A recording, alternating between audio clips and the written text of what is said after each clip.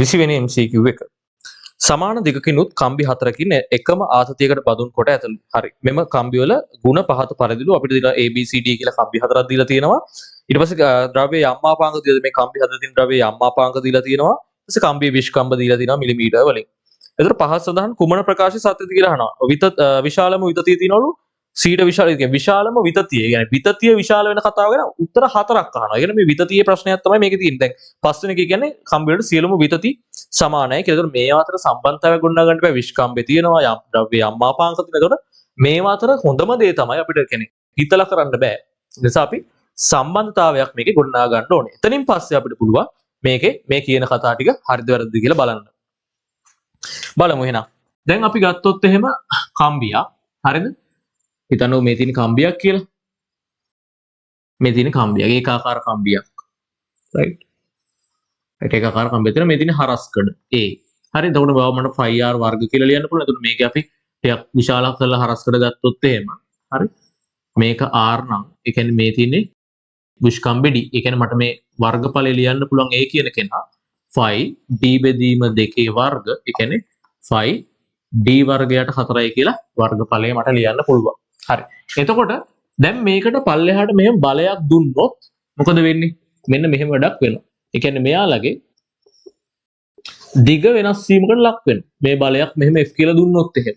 Right? ඒ කියන්නේ ඔන්න ඕක තමයි විතතිය කියලා කියන්නේ. ඇදුන ප්‍රමාණය. හරි? විතතිය. එතකොට ඕකට අපිට තියෙනවා නියම හුග්ගේ නියමයෙන් එන සමීකරණයක් තියෙනවා.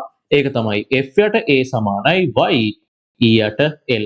F බෙදීම කියන්නේ ප්‍රත්‍යාබලයක්. E බෙදීම L කියන සම්පූර්ණ පදය ගත්තොත් වික්‍රියාව කියලා තමයි කියන්නේ. එතකොට F කියන්නේ මේ දැන් අපිට මේක කියන දැන් ආතතියක් මේක දීලා තියෙන්නේ නේද? එකම ආතතියකට භාජනය කරලා තියෙනවා. විතතිය ගැන තමයි මගෙන් අහන්නේ. එහෙනම් මම විතතිය උක්ත කරගන්න. මොකද එයා ගැනනේ අහන්නේ.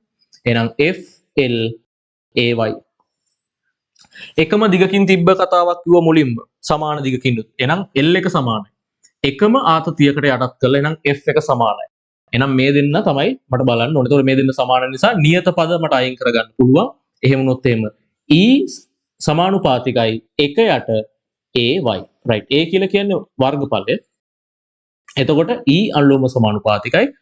ඔන්න මෙහෙම කරන්න මම. මෙතනින්ම හරි මේකට එන්නම් මම මේකත් ලියනවා. දැන් F යට L අපි මේ A ට ගත්තනේ ප්‍රකාශනය 5 D වර්ගයට 4යි කියලා එනවා. ඒතකොට ඕක මට ලියන්න පුළුවන් 4යි FL 5 D වර්ග කියලා එනවා. මෙතන ඉන්නේ y. ඔහම එනවා. හරිනේ.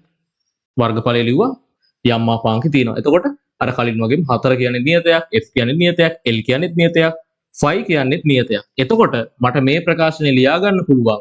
බලන්නකෝ y D වර්ග කියලා ලියා ගන්න පුළුවන්. එහෙනම් ඔහොම ලියා ගැනීමේ හැකියාවක් තියෙනවා. A කියන්නේ දැන් බලන්න මේ දෙන්න අතර තියෙන්නේ ප්‍රතිලෝම සම්බන්ධයක්. ප්‍රතිලෝම සම්බන්ධයක් තියෙනකොට දැන් විශාලම විතතිය ගැන හතරක් තියෙනවනේ උත්තර 1 2 3 4 ගැන විශාලම විතතිය ගැන තමයි අහන්නේ. විශාලම විතතිය එන්න ඕනේ නම් මේ දෙන්න අතර ප්‍රතිලෝම සම්බන්ධයක් තියෙන හින්දා y d වර්ග කියන ගුණිතය අඩුම වුණොත් e එක වැඩිම වෙනවා. කොහොම නෙවෙයි අඩුම වුණොත් වැඩිම වෙනවා. හරි. එහෙනම් බලන්න ඕනේ y d වර්ග කියන ගුණිතය අඩුම එක්කෙනා. දැන් හිතන්නකෝ යම්මාපාංකෙ මෙතන තියෙන ඔය දෙක වැඩි කිරීම දැන් 10 11ක් කියලා තියෙනවනේ මේ බලයකුත් දීලා දෙන විෂ්කම්භය මිලිමීටර වලින් දීලා දෙන. හැබැයි හැමෝටම ඒ කතාව එකම විදිහටනේ බලපාන්නේ 10 11ක් හැමෝටම තියෙනවා මිලිමීටර මීටර කළොත් ඒකත් ඒ විදිහට බලපාන. හරි?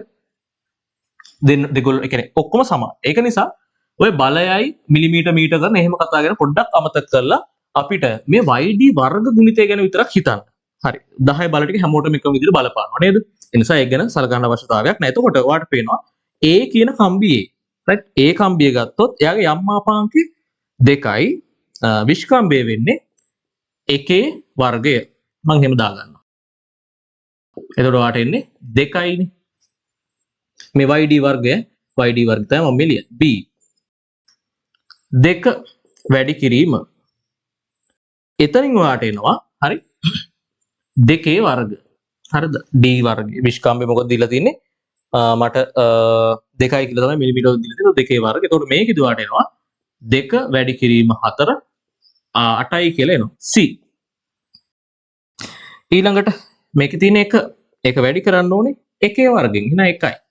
D D ගත්තොත් එහෙම 1 වැඩි කිරීම 2 වර්ග. හරිද? මේ ගුණිතය තමයි මම මේ ලියන්නේ. එතකොට 1 වැඩි කිරීම 4 කියලා එන්නේ. එහෙනම් 4යි. බලන්න දැන් මේකේ අඩුම එක්කෙනා කවුද මේ තියෙන්නේ? අඩුම එක්කෙනා මේ ඉන්න. C කම්බියට අදාළව තමයි අඩුම එක්කෙනා එන්නේ. එහෙනම් ඒ වෙලාවේ තමයි විතතිය වැඩිම වෙන්න ඕනේ. එහෙනම් උත්තරේ C වෙන්න ඕනේ. එහෙනම් ආන්සර් එක වෙන්නේ 3 නේද? C කම්බිය ගැන තමයි කියන්න ඕනේ විශාලම විතතිය ඇත කියලා. C කම්බියට විශාලම විතතිය ඇත. එහෙනම් 20ට උත්තරේ 3යි. මෙහෙම අපිට හදලා ගන්න පුළුවන්. right.